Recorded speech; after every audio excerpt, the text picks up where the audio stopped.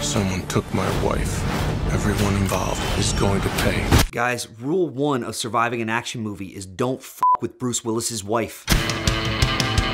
Fun fact, I bet you didn't know that Bruce Willis and Eli Roth were the genre pairing you never knew you always wanted. The duo have joined forces for the remake of the 1974 revenge-spoitation, that's totally a word, classic Death Wish, starring Charles Bronson and based on the book by Brian Garfield, which spawned 3 sequels and one of my favorite Simpsons throwaway jokes. Death Wish 9.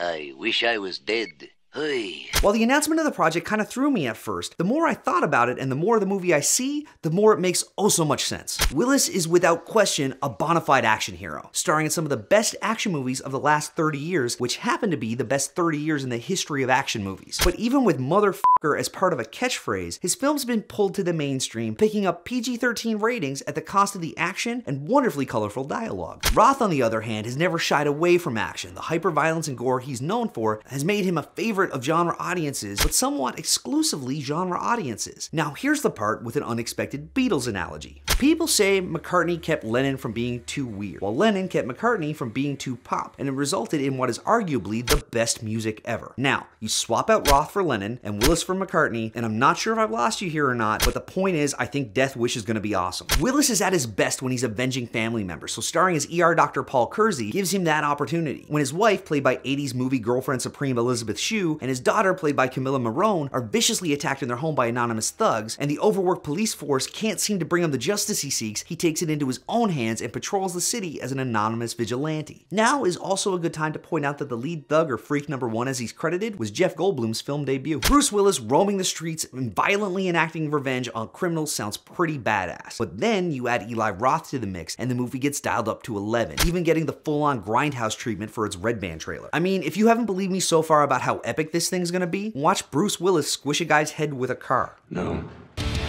Jackass. Sorry, I mean watch Jack squish a guy's head with a car.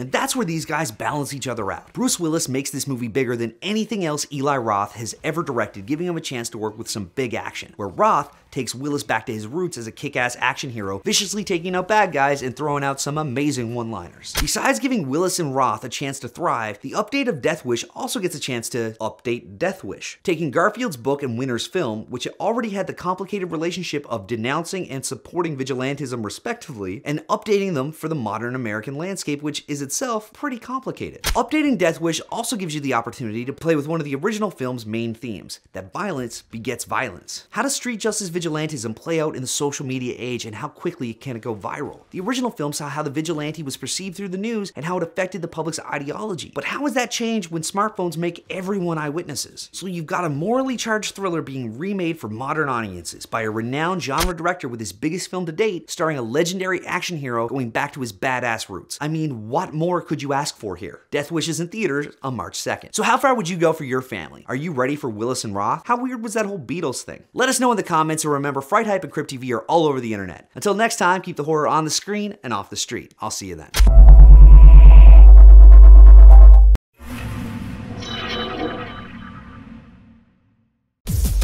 Watch new scary vids every Tuesday, Thursday, and Friday.